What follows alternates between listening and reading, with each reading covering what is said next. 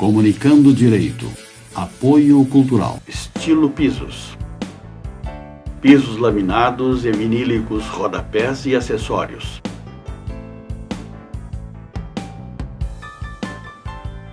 Mão de obra própria, entrega imediata. Estilo Pisos, Avenida Sertório 4500, fone 3362-1818, Porto Alegre. Artes Pedras. Marmoraria focada em qualidade e atendimento personalizado, com o portfólio mais completo da região. Artes Pedras, Avenida Sertório 4500, fone 33 61 27 27, Porto Alegre. La Provence Móveis. Móveis planejados sob medida. Marcenaria moderna de alto padrão e excelente acabamento. Melhor custo-benefício da Zona Norte de Porto Alegre. Avenida Sertório 4500, telefone 4061-9746. Hotel Fazenda Vale Real. Venha passar o fim de semana em meio à natureza, em ambiente familiar. Fone 54 3287 1125. Caxias do Sul. Stock Glass. Vidros temperados e acessórios para uso e instalação de vidros. Um atendimento totalmente focado no bem-estar do cliente, com entrega pontual de produtos de altíssima qualidade. Avenida João 23, 425, bairro São Sebastião, Porto Alegre. Fone 30 26 37 10. Aluminalves, há mais de 20 anos no mercado. Janelas, portas, box e sacadas. Esquadrias de alumínio, vidro temperado. Soluções em esquadrias especiais. Avenida Manuel Elias 212, fone 3340 4040, Porto Alegre. Soster Imóveis. Avenida Assis Brasil 4990, sala 201. Para, Luta. Pede pra parar. Eu tô com medo. Tá louca? Medo de quê? Medo de perder o Trilegal dessa semana. É muito bom ganhar no Trilegal. Agora volta lá e finaliza, porque nessa semana tem Kawasaki Ninja, um gol zerinho. E pra nocautear mesmo, um tremendo Jeep Compass de mais de 100 mil reais. Trilegal! Sua vida, muito mais... Trilegal! Olá amigos, estamos entrando no ar com mais um programa Comunicando Direito da Confraria da Comunicação. O programa Comunicando Direito vai ao ar todos os sábados às 20 horas e 30 minutos no canal 6 da NET, GSul TV. Como de praxe, todos os programas no primeiro bloco estamos debatendo sobre pontos que o direito nos traz no cotidiano, nos noticiários e que os nossos telespectadores clamam para uma melhor identificação e uma melhor resposta aos seus anseios. Hoje, trazemos aqui nossos convidados, 4 advogados, belíssimos advogados, causídicos de ótimo gabardo. Primeiro nós apresentamos aqui o nosso doutor Bruno Vilar, especialista em direito previdenciário, a nossa amiga e colega doutora Marília Taube, advogada também, especialista em direito previdenciário, e a doutora Rita Malman, que é também especialista em direito previdenciário e trabalhista, né, doutora? É direito trabalhista que está hoje mais em voga nessas discussões diárias e cotidianas, assim como o tema que nós trazemos hoje aqui. O tema hoje não poderia ser diferente dessa discussão cotidiana, que é a questão da reforma previdenciária. A reforma previdenciária tem suscitado inúmeras dúvidas. Dantesca e até quixotesca, a gente pode dizer assim, são as expressões que a gente pode expressar com relação ao governo federal ao embutir esta reforma previdenciária. Antes da sua reforma previdenciária, tivemos a reforma trabalhista. A reforma trabalhista passou por uma situação excepcional. E aí eu gostaria que a doutora Rita Malman já nos desse uma explanada de como foi essa questão, esse panorama jurídico, panorama político que foi incutido a nós, cidadãos do Brasil, com relação à reforma trabalhista e agora também está sendo em voga a nossa PEC 286, né, de 2017, que é a reforma previdenciária. Doutora Rita, prazer em ter aqui você na sua bancada e gostaria de ouvir um pouco das suas belíssimas explanações. Obrigada, gostaria de agradecer primeiramente pelo convite. Na verdade, a reforma trabalhista, ela se deu de uma forma extremamente rápida, né? Foram 7 meses, né? Então ela foi feita a toque de caixa, né? E, na verdade, o que realmente está em voga é a questão do capital, né? E o trabalho. O impacto maior que gerou a reforma trabalhista, ela ter sido feita de qualquer forma, foi o quê? A relação empregador-empregado, né? Porque ficou informal, o empregador, ele contrata o empregado, existem várias formas de contrato. Mas na verdade... O governo traçou um objetivo. Qual foi esse objetivo? Esse objetivo foi, talvez, diminuir os custos da empresa e, logicamente, os custos dele com a Previdência Pública. Sim. E automaticamente liberar mais o mercado, que o mercado hoje, ele acaba, essa questão de teletrabalho, essa questão do serviço intermitente, essa questão, ela que antes não tinha com essa reforma trabalhista, acabou prejudicando. Consequentemente, eu acho que isso também traz um rombo para a Previdência Social. Isso, porque o contrato ficou informal. Hoje em dia, existem contratos temporários, por exemplo, a carteira de trabalho, às vezes, do empregador. O que a gente tem visto no escritório?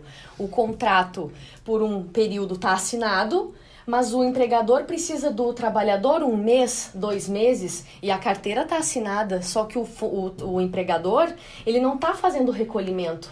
E isso já está interferindo na Previdência. Porque quando eu vou analisar a carteira de trabalho, eu não posso contar que aquela contribuição foi feita, por exemplo. Eu vou ter que ir lá pegar o CNIS do trabalhador, que são a relação de contribuição, para verificar se foi feito ou não, porque o trabalhador pode ter vários contratos de emprego e talvez não esteja sendo feito nenhum recolhimento pela informalidade dos contratos de trabalho com a questão da reforma trabalhista. A questão da capacidade contributiva dele diminuiu bastante, né? Sim, precariza totalmente nisso a relação de trabalho e futuramente a questão da aposentadoria, dos benefícios em geral, auxílio-doença, enfim... Sim. Todos os outros benefícios em que o trabalhador tenha direito. Mas é interessante essa questão que tu falaste, doutora Rita, que a reforma da Previdência, né, ela é, como aqui eu cometi uma gafe, eu falei na PEC 286, na verdade é a PEC 287 de 2016, né? Isso. Ela já tramita desde 2016. E a Lei 13.467 de 2017, que foi sancionada, ela teve um rápido, digamos assim, a jato, né? Inclusive com relação ao recesso parlamentar, ela foi votada durante o recesso. Qual é o interesse do governo? Certamente tinha uma situação muito mais escusas, né? Só poderia ser por este governo que talvez não fosse um governo tão simpático, digamos assim, com os seus eleitores. Seria essa a situação? É que, na verdade, lá em meados de 2015, 2016, com a função do chamado golpe, né, então ali o Temer ele já foi procurado, né, por mais de 150 empresários, e que ali ele já fez um comprometimento, né, em que ele deveria, então, lá... que não era ainda a Lei 13.467, que ainda era a PL 4802, né? Então, na verdade, ele se comprometeu com o empresariado. Então, embora ele tivesse já um apoio do STF, né, no sentido de que já foi aprovado, né, lá o ADIM 4842, em que declarou a constitucionalidade né, da jornada de trabalho 12/36, né, dos bombeiros, então já indo contra o que diz o artigo 7º da Constituição, que são as 44 semanais. Então, nisso o STF já deu, né, essa abertura. Então, com isso também lá no recurso extraordinário no 6934 de 56, também o STF ele constitucionalizou, né, ele declarou que se podia descontar os dias de greve do trabalhador. Então, o STF ele deu uma grande abertura, né? Ele deu uma proteção, ele deu algo que era aquilo que o Temer precisava. Sim, para fazer uma reforma dessa amplitude, né? Então, ele já seguiu com essa garantia do STF, né? Então, mesmo com toda essa garantia do STF, nesse meio tempo, teve a questão da Lava Jato, de quando acontece, né? Quando aconteceu, então, essas delações em que a Odebrecht, ela mencionou 43 vezes o nome do Temer, então, naquele momento, se parou tudo, né? E aí, então, o ministro do Trabalho, ele vem colocando em voga novamente, retirando a reforma da Previdência, que já estava muito mais adiantada. Sim. E aí, então, ele coloca na frente a reforma trabalhista, né? Em que, na verdade, na época, se tinha alteração de 8 artigos da CLT. E em 15 dias, né? Mais de 800 alterações. Só que nisso, com tudo isso, o que é que eles fizeram? Eles tentaram, na verdade, o governo ele tentou dar uma amenizada, de um lado, com as grandes empresas, com o capital, né, e com o trabalhador, no momento em que ele joga no ar essa possibilidade, então, da reforma trabalhista, não é? E aí, então, ele faz o quê? Ele joga essa possibilidade da reforma trabalhista e, com isso, faz a liberação de todo o FGTS das contas inativas. Então, ele fica com esses dois lados. Aí, no fim, a sociedade acaba... Ele faz um positivo e um negativo, né? Acaba a sociedade apagando, né? Ficando em branco, né? Essa questão da Previdência aqui, doutor Bruno, até esse gancho, pegando esse gancho da doutora Rita aqui, com essa Previdência, veja bem, né? Houve toda uma encenação política, me parece, que é o que houve. Para que a reforma da Previdência desse uma alavancada, mas ao mesmo tempo, né, quando viu que não seria ele não teria o apoio não teria necessário. Sucesso, né? Ele vem com a reforma trabalhista, que ela tecnicamente não era necessário essa mudança, essa alteração de tantos artigos assim, porque a legislação trabalhista, ela ao passar dos anos, ela vinha sendo alterada conforme, né, as necessidades. Porque a CLT, ela é um decreto-lei, então havia algumas leis que eram esparsas, que eram alteradas conforme, né, a sua contemporaneidade, né, verdade? A necessidade da sociedade. Exato, a necessidade da sociedade. Mas aí, doutor, o que acontece? Vem a delação, e aí na delação a reforma previdenciária para. O que isso traz? Traz um prejuízo ao andamento da reforma ou não traz? Na verdade, essa paralisação que a reforma teve, de certa forma, foi benéfica pro segurado, porque a reforma ia vir só para prejudicar o trabalhador brasileiro. O governo insiste que existe um déficit na Previdência, um rombo enorme nos cofres públicos, o que é mentira. Eu até trouxe aqui o dado da ANFIP, Associação dos Auditores Fiscais, que em 2015 eles alegam, eles dizem que tem um superávit de 23 bilhões. Então, onde existe o déficit? E outro ponto importante que é bom mencionar...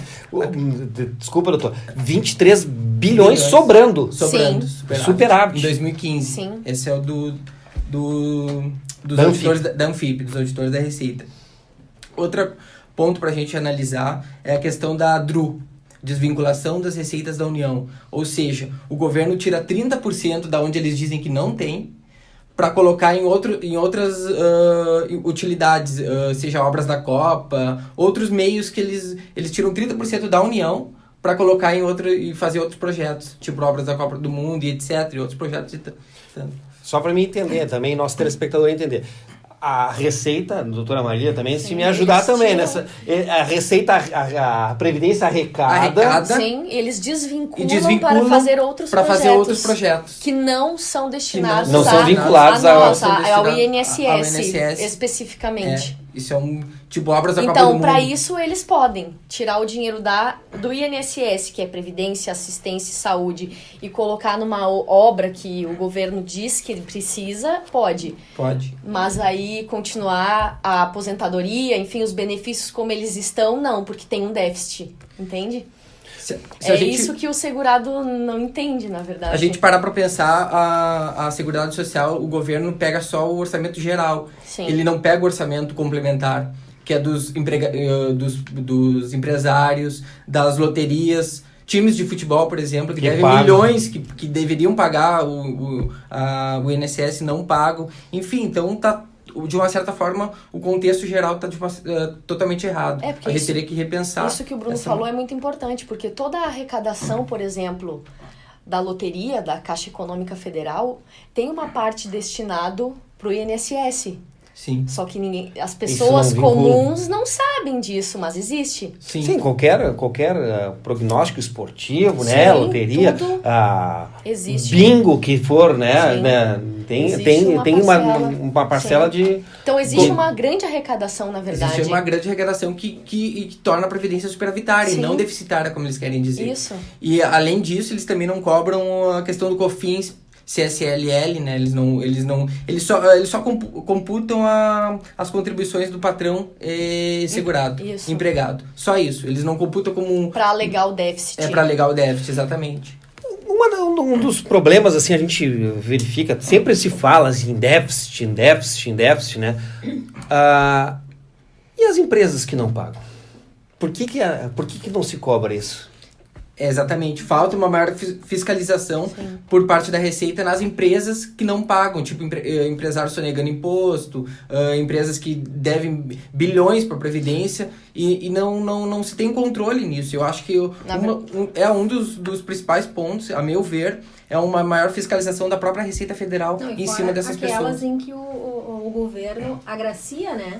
Sim, isenções de milhões, de bilhões. Não, é incrível porque, assim, né, doutora Rita, faz uns 4, 5 meses atrás, a gente conhece quem são os devedores, né? São grandes empresas, né? E há uns 4, 5 meses atrás, o próprio site da Tribunal Regional do Trabalho, da 4ª Região, divulgou quem são os maiores devedores. Seja em débitos trabalhistas e seja aqueles que são decorrentes de ações que houve o reconhecimento de vínculo, horas extras, enfim, que são os maiores devedores, inclusive, para a Previdência Social e para a Previdência e para o trabalhador.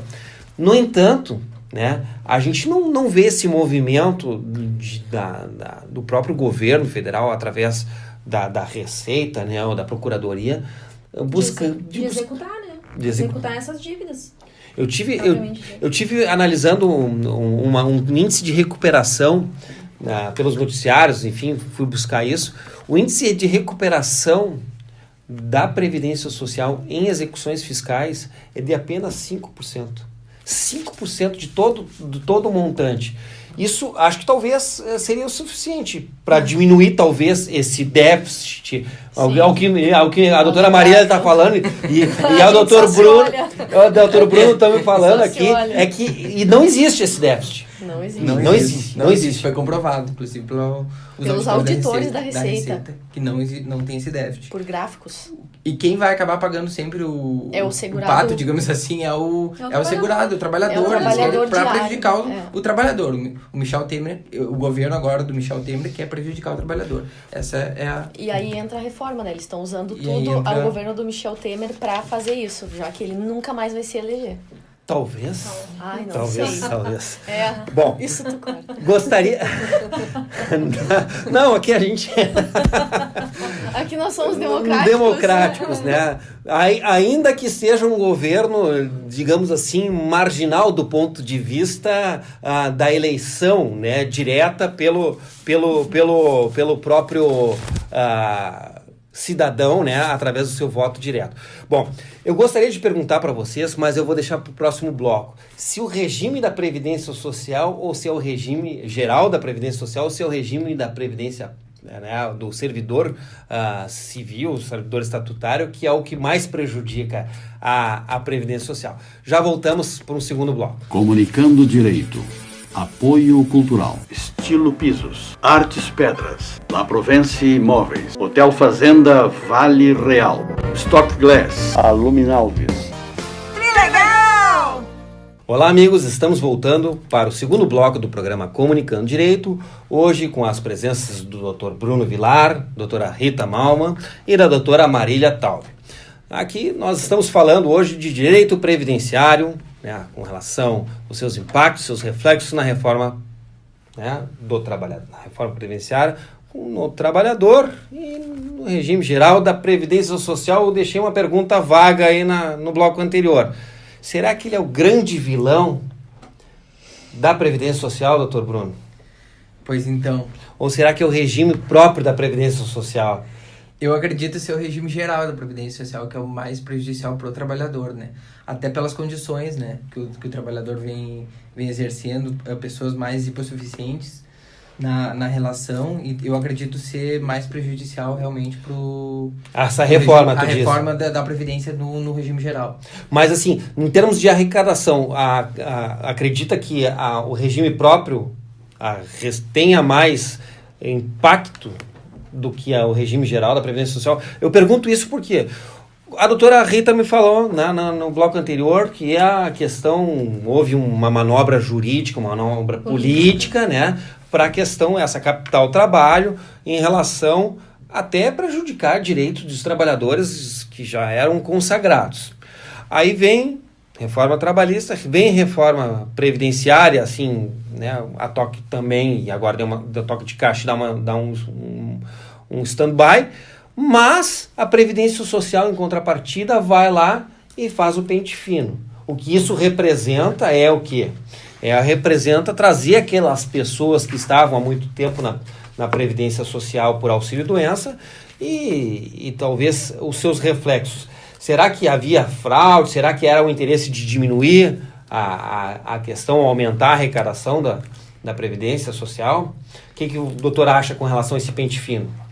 Na verdade, eu entendo que o pente fino ele se torna necessário, mas o objetivo principal do INSS é realmente evitar a questão da fraude, que muito se discute já há bastante tempo, a questão que todo mundo frauda o INSS, enfim. Mas o que consiste esse pente fino? Ele consiste no seguinte: o segurado recebe a cartinha na residência, ele tem um prazo de até 60 dias para ligar e agendar uma nova perícia de revisão, sob pena de benefício ser suspenso. Está enquadrado nessas revisões do pente finos os segurados em auxílio-doença e aposentadorias por invalidez há mais de 2 anos, ou seja, quem está há muito tempo recebendo benefício. Só está fora os aposentados por invalidez acima de 60 anos, ou com 55 anos e recebendo benefício há mais de 15. Então essas pessoas estão fora do pente fino, que é basicamente para a questão de evitar a fraude, porque a gente sabe como funciona. Tem muitas pessoas que fraudam o INSS, que não precisariam estar recebendo benefício há tanto tempo, e quem acaba se prejudicando é quem realmente precisa. Então, eu acredito ser necessário o pente fino, mas eu entendo que tem que ter um vigor mais efetivo na questão das perícias. Eu acho que as perícias elas são muito falhas hoje, e os peritos normalmente não analisam a documentação, fazem perícias de 5 minutos, então eu acredito que tem que ter um maior rigor na questão da perícia médica do INSS, para que quem realmente precise do benefício não seja tão prejudicado a esse ponto. É que, inclusive, a ideia da reforma e do pente fino vem no sentido de que separar essa questão da doença e da incapacidade. Na verdade, essas perícias de longa duração, elas têm sido feitas também por quê? o segurado ele tem na mente que ele tá doente, ele vai ter direito ao benefício. E, na verdade, não é essa relação que tem que se estabelecer. Antes, a legislação dizia isso. Nós vamos assegurar, dar direito ao segurado de receber um benefício se ele estiver doente ou inválido. Associou-se a ideia de doença ao benefício. E, na verdade, é isso que o INSS e a legislação hoje quer quebrar. O princípio, na verdade, é um pouquinho diferente. O princípio é, hoje, estabelecer a questão da incapacidade. Porque doença não é incapacidade. A pessoa pode estar doente e não poder exercer uma certa atividade, tá? Mas ela não estar incapaz para todo e qualquer tipo de atividade. E é por isso que vem essa questão da perícia do pente fino. Só que, óbvio, tem sido deturpado essa perícia em si, porque o INSS quer dar alta para todo mundo, tá? E não verificar especificamente a doença, porque não dá tempo também. É muita gente, é muito segurado em benefício durante muito tempo, e eles, com essa ideia do déficit, eles querem mandar todo mundo fora. Mas, doutora, assim, me explica uma coisa. O INSS, ele não qualificou estes peritos? Não foi recursos da própria Previdência Social que com recursos próprios qualificaram estes peritos? A princípio, não me parece assim uma coisa são médicos, né? Especialistas em medicina, digamos assim. Genérico, daí é genérico. O hospital vai trabalhar com... Sim, na verdade é um médico generalista. Exatamente. Tá? Os peritos do INSS, eles são clínicos gerais. Eles não são que nem da Justiça, que tem especialidade para tudo quanto é área. Agora, do INSS é um clínico geral que analisa... A pessoa tá com doença psiquiátrica, tá com doença ortopédica, tá com fibromialgia. Vai ser o mesmo médico. Sempre o mesmo. Não tem uma distorção. E que não examinam e que nem olham para a cara do segurado, do paciente, enfim, né? É aquela coisa fria em que se analisa os documentos em 2 segundos. Sim. E está apto, não na está verdade, já tem toda essa ideia de dar a alta. Porque é isso que o INSS quer. O perito ganha para isso? Sim. Ele ganha. Ele ganha para isso. Isso que eu ia te dizer. Ele está ganhando para isso. É por isso que está sendo pago R$60 por perícia. Então, assim... Quanto maior o número de perícias ele fizer, mais ele vai arrecadar, então... Complementando o que a doutora Maria falou, na Lei 13.457 estabelece expressamente que o perito ganha uma bonificação por perícia. Se eu não me engano, é R$60 por perícia médica. Ou seja, é R$60 para mandar todo mundo trabalhar. Embora. Tá, mas fazendo a perícia liberando ou não liberando? Porque ele ganha... Na maioria dos casos, ele está liberando. 90% dos segurados, eles estão tendo benefício suspenso e estão mandando para trabalhar. É óbvio, mesmo que quem não... É óbvio que é aquilo que a gente comentou antes. Existe uma grande deturpação do significado doença e incapacidade. Mas existe também uma questão que é uma perícia feita de qualquer forma, onde ele nem olha para o segurado, onde ele não analisa os documentos que são entregues, ele simplesmente...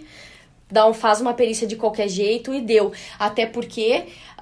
mas ele não tem obrigação de ler a documentação? Tem obrigação, mas acontece que até os servidores, enfim, em conversa, a gente estava falando sobre isso. O perito, quando ele recebe o segurado e vai fazer a perícia, são inúmeras telas que ele tem que preencher, tá? Se ele vai dar alta pro segurado, é uma tela que ele preenche. Tchau. Tá dada alta, você não tá mais segurado do INSS, tu tá bem. Se ele vai continuar recebendo o benefício, tem que justificar. E para justificar, são 6 telas que ele tem que analisar. Quanto tempo ele vai perder para analisar 6 telas? São R$60 que ele tá perdendo. Tu para pra analisar tudo isso? É um jogo, é uma cadeia de problema. Sim, é um jogo de interesse. É um jogo de interesse. Não parece ser... O INSS está interessado em reduzir o custo. O médico está interessado em ganhar os R$60. Ter menos trabalho. Porque são 6 telas em uma. Eu vou fazer uma, né? E assim vai, é um problema. Mas essa eu acho que até eu quero pegar esse teu gancho da questão da incapacidade, né, e da doença. Eu acho que é importante isso, porque muitas vezes o segurado, ele tem um problema, enfim, vamos supor, ele tem um problema na mão, no pulso. Sim. Mas, em contrapartida, ele pode ser um vendedor, Sim. autônomo. Então, seria essa a questão, Sim. né? Ele não está capaz para trabalhar como motorista, por Sim. exemplo, mas ele pode trabalhar como vendedor. Sim. E aí, isso aí... O INSS tem um processo, né, Bruno?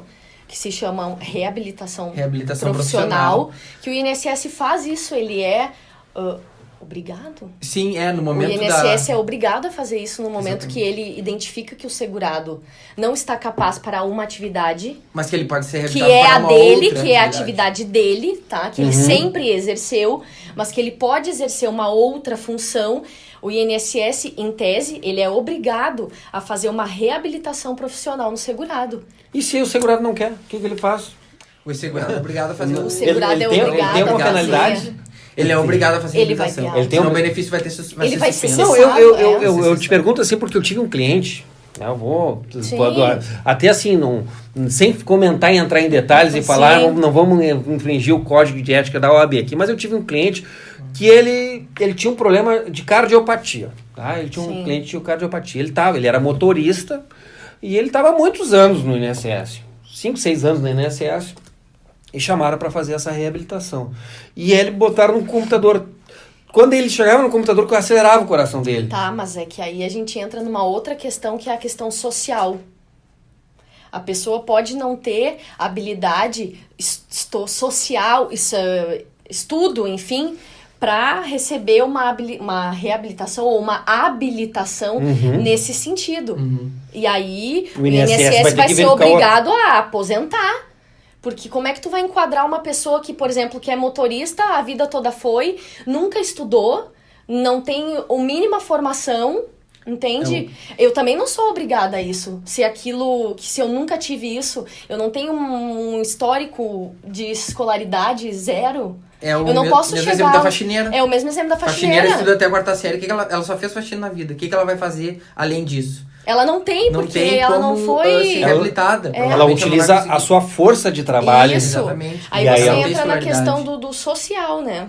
Você entra na questão do social, da aposentadoria social. Em resumo, o segurado, quando recebe essa cartinha, ele é obrigado a ir, então. Ele Sim. tem que ir, senão o benefício vai ser suspenso. Recebendo a cartinha, ele tem até 60 dias para ligar para o 135 da Previdência e agendar sua perícia médica, sob pena de o benefício ser suspenso. Não fazendo isso, o benefício é automaticamente cancelado. E aí ele tem que passar por uma nova perícia para se apresentar. Ele vai se apresentar. Mas o 135 funciona? Não tem linha o suficiente? Funciona. Demora, Não sei, mas eu funciona. não sei. Na verdade, às vezes não tem... Eu não estou ambientado. Demora. Doutora Rita, não estou ambientado Demora, nesse... não estamos. Já tive casos que Demora, já tive mas casos que funciona. não teve nem vaga. Quando meu cliente ligou para um 135, não Sim. tinha vaga. Ele teve que ligar 1, 2 meses Sim. depois. Então é bem complicado. Aí o Tu INSS fica dá um ligando, protocolo. sim, tu fica ligando de tempo em tempo e o INSS diz, não temos vaga, o senhor liga daqui mais tantos dias.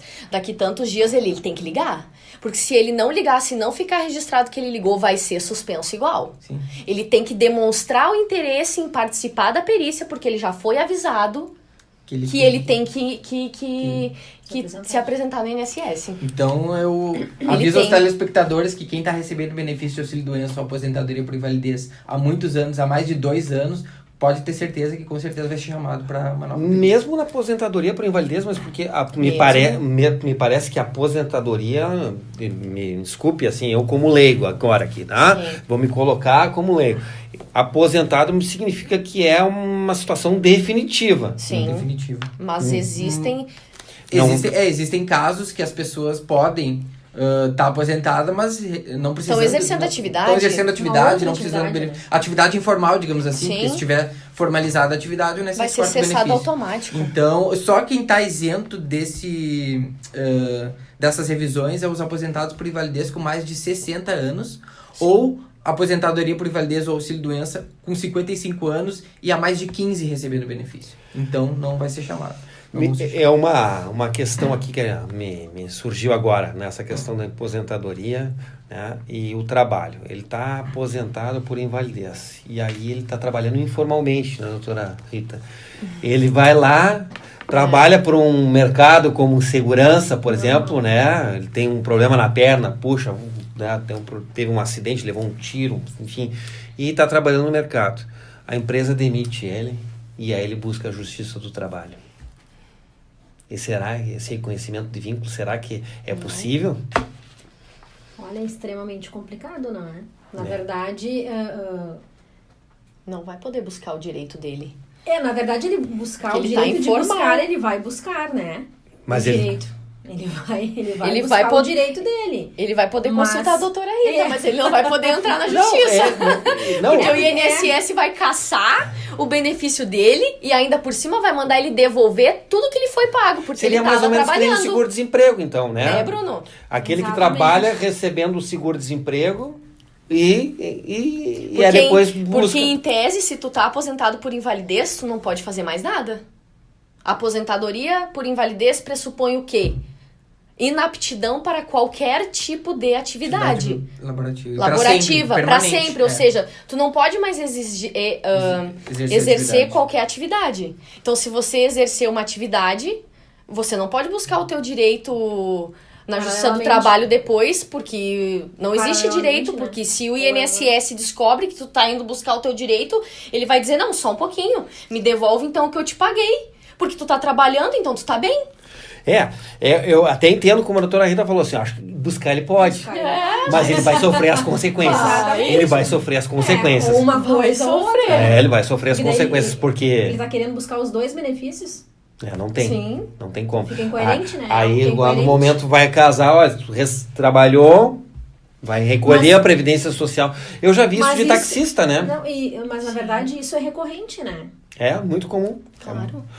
Taxi- É informal. É informal, mas aí o que acontece? O município de Porto Alegre, por exemplo, agora fez também um pente fino, depois de houve essa questão dos Ubers, enfim, e obrigou, na renovação todo ano, ele a comprovar o pagamento da Previdência Social.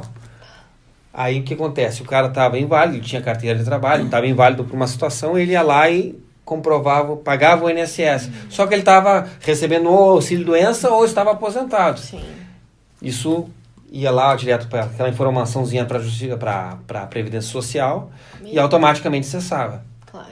A Previdência Social, a última perguntinha desse bloco, a Previdência Social pode restringir de imediato sem avisar o segurado? Claro. Não pode. Não? É verdade. Não, restringir o benefício. Tem que mandar uma cartinha? Tem. Sim, tem que comunicar ele pra dizer que tá cessando o benefício. Ele não pode simplesmente cancelar o benefício, né? Assim, a bel prazer. Porque teve um tempo atrás que, quando iniciou esses cessado. pente fino, eles pegaram simplesmente mandaram, ó, nós que estamos a cartinha não cessando. chega, né?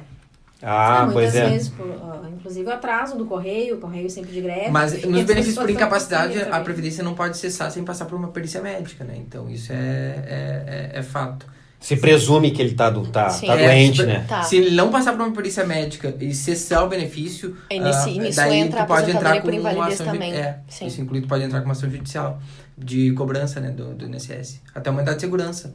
E essa ação judicial normalmente costuma ser rápida? Ela porque tu entra com mandado de segurança, com um liminar, né? Ah, Então é bem eficaz, bem efetivo. porque essa é a primeira pergunta que nossos clientes vêm, né? Ah, É rápido, doutor? Eles sempre querem que seja muito Não, rápido. nós também gostaríamos, né? que É. fosse. Enfim, E digo mais, tu pode É, até nós entrar com gostaríamos ação de que danos fosse. morais no INSS e é Sim. plausível que tu ainda leve. então tá. Vamos encerrando aí com essa deixa aqui do Dr. Bruno que o INSS lhe cessou o benefício sem lhe avisar. Danos morais do INSS. Voltamos daqui um pouquinho com o terceiro bloco. Comunicando Direito. Apoio Cultural. Estilo Pisos, Avenida Sertório 4500, fone 3362-1818, Porto Alegre. Artes Pedras, Avenida Sertório 4500, fone 3361-2727, Porto Alegre. La Provence Imóveis, Avenida Sertório 4500, telefone 4061-9746. Hotel Fazenda Vale Real, fone 54-3287-1125, Caxias do Sul. Stock Glass, Avenida João 23, 425, bairro São Sebastião, Porto Alegre. Fone 30-26-37-10. Aluminalves, Avenida Manuela Elias 212, fone 3340-4040, Porto Alegre. Trilegal! Sua vida, muito mais! Trilegal! Olá, amigos, estamos entrando no terceiro e último bloco do programa Comunicando Direito e agora gostaríamos de falar sobre os benefícios da Previdência Social e aquele telespectador que assim desejar, né, buscar então esse direito junto ao próprio INSS e buscando o advogado de sua confiança. Estou hoje aqui com a doutora Marília e o doutor Bruno, que são especialistas em direito previdenciário.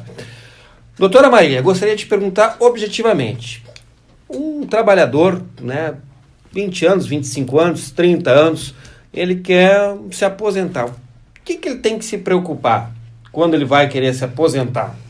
São muitos documentos, são poucos documentos? Primeiramente, ele tem que se preocupar em contribuir para a Previdência. Olha aí, ó. Hoje, um trabalhador tem que contribuir 30 anos se for uma mulher e 35 anos se for um homem, para se aposentar por tempo de contribuição, ou se for por idade, 60 se for uma mulher e 65 se for um homem, com uma contribuição de 15 anos. Se preocupar.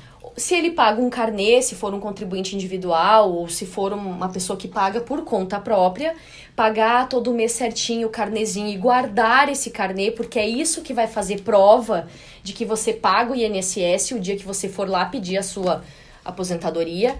Se for um trabalhador com carteira assinada, zelar pela sua carteira de trabalho, porque ela é a sua prova cabal de que você trabalha e que você está contribuindo para a Previdência. Esse é o que eu diria nesse primeiro momento para o trabalhador. Aquele trabalhador, né, enfim, trabalhou 15, 20 anos numa empresa. Ao final, ele se sentiu, de certa forma, lesado em algum direito, né, que era decorrente da sua relação de emprego. Buscou a Justiça do Trabalho. Foi lá, doutora Rita, no seu escritório, né, doutora Rita, eu não recebi as horas extras, não recebi o adicional de insalubridade. Ele vai ter uma sentença condenatória, né? E dentro dessa sentença, vai haver também um recolhimento de previdência social, doutora Rita? Sim, há esse recolhimento. A empresa reclamada, ela é condenada, né, ao recolhimento do INSS, para que então essa contribuição em que a empresa reclamada ela faz então esse recolhimento para então integrar o período contributivo, aumentar então esse período contributivo, né, para então assegurar lá auxílio doença, enfim, a pensão, a aposentadoria, enfim, todos os benefícios, né, para que isso venha contribuir para o trabalhador. Essa sentença, doutor Bruno, ele tem que passar por um processo administrativo ou já vai automático para o INSS? Não, a verbação da sentença trabalhista tem que passar por um processo administrativo. Porque se ingressarmos diretamente pedindo a verbação na via judicial, não há o chamado interesse de agir. Então, tu faz o agendamento da aposentadoria, seja por tempo de contribuição, por idade, enfim, leva a sentença trabalhista condenatória, que condenou o reclamado, né?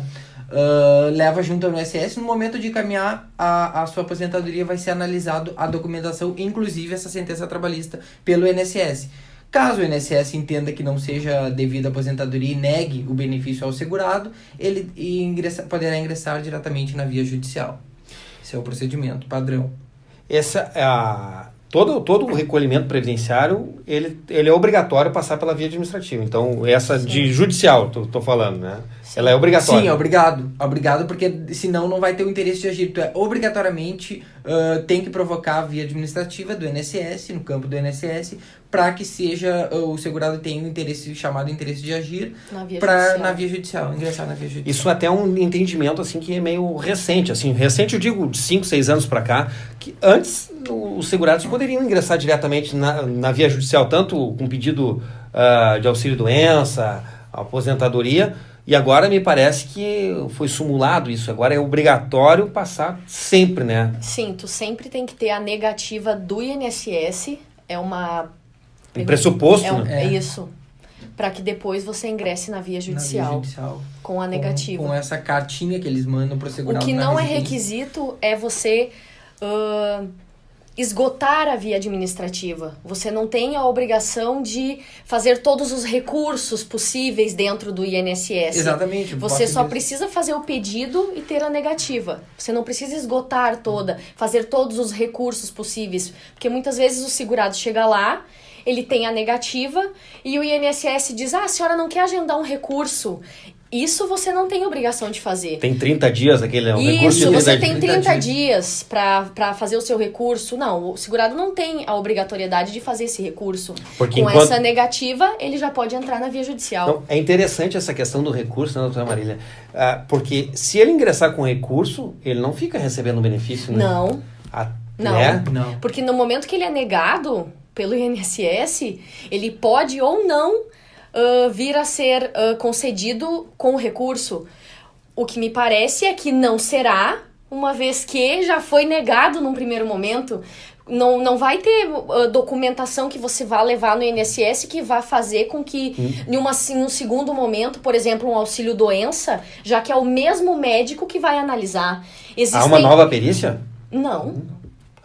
Não vai haver uma nova perícia, vai haver análise do documento. Claro, existem casos que a via administrativa é mais benéfica. Sim, né, eu já ia doutor até discordar da doutora Marília Não, nesse sentido. existem casos que sim, mas eu tô dizendo em razão, o que a gente falou antes no programa foi da questão da perícia. Invalidez, auxílio-doença, não adianta fazer recurso administrativo. Que não tem muito êxito, né? Porque vai ser o mesmo médico que vai analisar se você for levar um novo documento. Exatamente. Agora, óbvio, né, doutor Bruno, se for uma questão de um rural...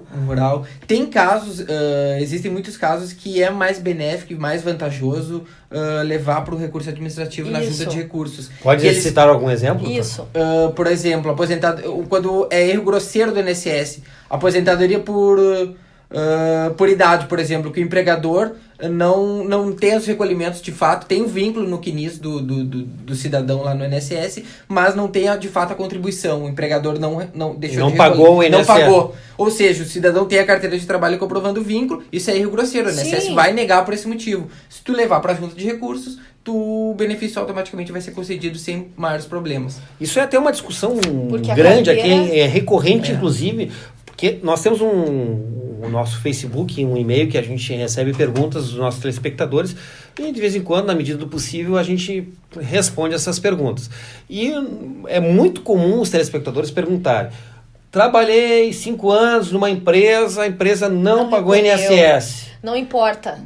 A carteira faz prova de que você trabalhou, e independentemente da empresa ter recolhido ou não a tua contribuição, ela vale.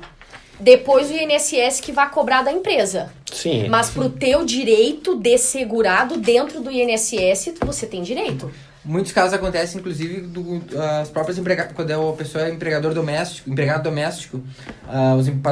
os patrões não recolhem a previdência, mas assinam a carteira. Então, eles não pagam a previdência e assinam a carteira. Com a carteira de trabalho e demais documentos, provas que você tenha para comprovar o seu vínculo empregatício, basta levar no INSS e o benefício vai ser concedido com certeza. Não na via administrativa, né? Na via judicial. O INSS obviamente vai negar porque não tem de fato o recolhimento lá. O patrão não recolheu, mas na via judicial é plausivelmente que vai ser concedido o benefício. Doutor Bruno, vamos ver se me esclarece uma situação aqui. Existe a questão daquela aposentadoria daquele tempo rural, né? Isso. O doutor pode explicar o que é esse tempo rural e como ele pode comprovar que tipo de documento seria necessário para esse telespectador, né? Daqui a pouquinho morou no interior, como é que é isso? Ele pode morar em Porto Alegre e ter esse tempo rural averbado? Sim, é muito comum as pessoas, os segurados, eles terem algum tempo rural, que eles trabalhou no campo, na roça. Para fins de cômputo, vale a partir dos 12 anos, muito embora eles comecem desde cedo, de 6 anos, 7, vale a partir dos 12 anos. Então, ele pode, sim, quando é uma aposentadoria por idade, por exemplo, ele tem um período urbano e um período rural. Ele pode levar junto ao INSS esse tempo, fechando os 15 anos, juntando esses períodos, é bem possível que ele consiga aposentadoria híbrida no INSS. Claro, lembrando que pro segurado rural, a idade diminui em 5 anos, né? Para homem é 60 e para mulher 55 anos. Então, ele tem que levar os documentos comprovando, por exemplo, ele tem que levar blocos de notas de produtor rural, histórico escolar, da época que ele estudou no colégio lá no interior. Tem que levar certidão de nascimento, certidão de casamento, se ele casou no interior, que ali vai constar a profissão como agricultor. O mais comum é blocos de produtor rural, mas às vezes ele consegue também algumas declarações do próprio sindicato rural. Sindicato rural lá no interior. Então é alguns outros documentos, agora eu não vou me recordar de todos, mas esses são os documentos principais que a pessoa precisa Testemunha levar. Pode, doutora? Sim. Neste caso, testemunha no âmbito administrativo? Sim. Pode? O INSS, ele exige no mínimo 3 documentos comprovando essa atividade rural, mas vamos supor que a pessoa tenha 2 documentos. Eu quero pedir que sejam ouvidos os meus vizinhos, as testemunhas, que se chama justificação administrativa junto ao INSS. Eu posso requerer esse pedido na hora que eu for encaminhar a minha aposentadoria. Eu levo as 2 provas materiais que eu tenho, mais 3 testemunhas na justificação administrativa. Chego lá, as testemunhas vão ser ouvidas e não vai ter maiores problemas o INSS conceder. Obviamente que o INSS vai fazer de tudo para que exigir 1001 coisas para negar meu benefício. Mas depois, numa possível via judicial ou até mesmo num recurso administrativo, possa ser reavisto esse período.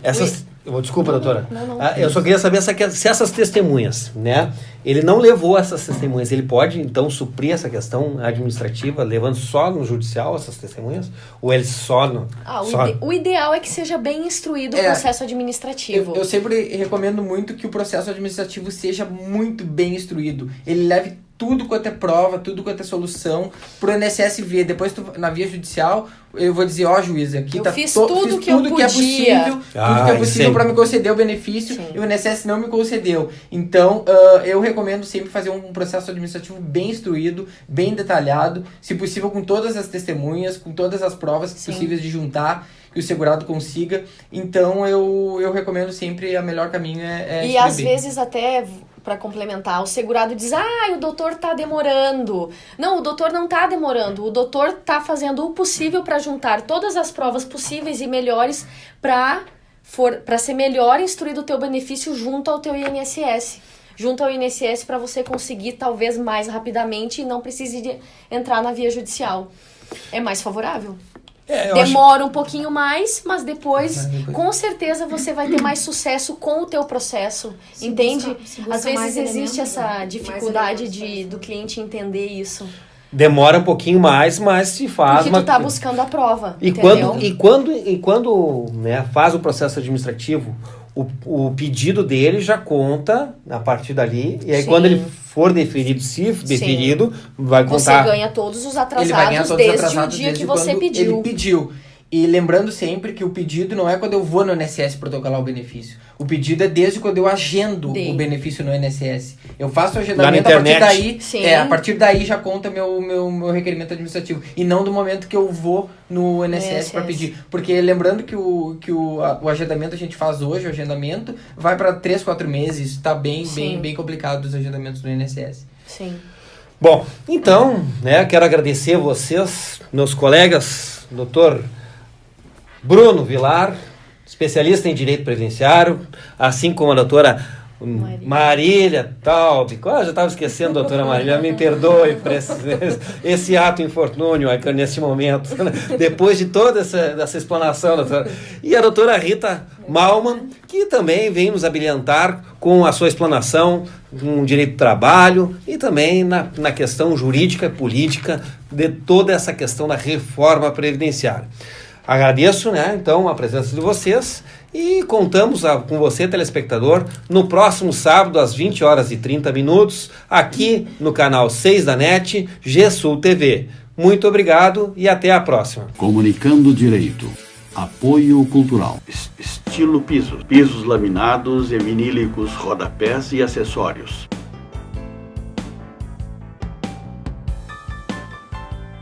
Mão de obra própria, entrega imediata.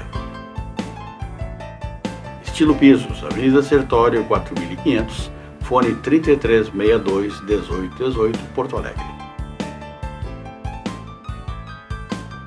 Artes Pedras, marmoraria focada em qualidade e atendimento personalizado. com o portfólio mais completo da região. Artes Pedras, Avenida Sertório 4500, fone 33 61 27 27, Porto Alegre. La Provence Móveis. Móveis planejados sob medida. Marcenaria moderna de alto padrão e excelente acabamento. Melhor custo-benefício da Zona Norte de Porto Alegre. Avenida Sertório 4500, telefone 4061-9746. Hotel Fazenda Vale Real. Venha passar o fim de semana em meio à natureza, em ambiente familiar. Fone 54 32 87 11 25. Caxias do Sul. Stock Glass. Vidros temperados e acessórios para uso e instalação de vidros. Um atendimento totalmente focado no bem-estar do cliente, com entrega pontual de produtos de altíssima qualidade. Avenida João 23, 425, bairro São Sebastião, Porto Alegre. Fone 30 26 37 10. Aluminalves, há mais de 20 anos no mercado. Janelas, portas, box e sacadas. Esquadrias de alumínio, vidro temperado. Soluções em esquadrias especiais. Avenida Manuel Elias 212, fone 33 40 40 40, Porto Alegre. Soster Imóveis. Avenida Assis Brasil 4990, sala 201. Telefone 3340 8143, Porto Alegre. Para, Luta. Pede pra parar. Eu tô com medo. Tá louca? Medo de quê? Medo de perder o Trilegal dessa semana. É muito bom ganhar no Trilegal. Agora volta lá e finaliza, porque nessa semana tem Kawasaki Ninja, um Gol zerinho. E pra nocautear mesmo, um tremendo Jeep Compass de mais de R$100 mil. Trilegal! Sua vida, muito mais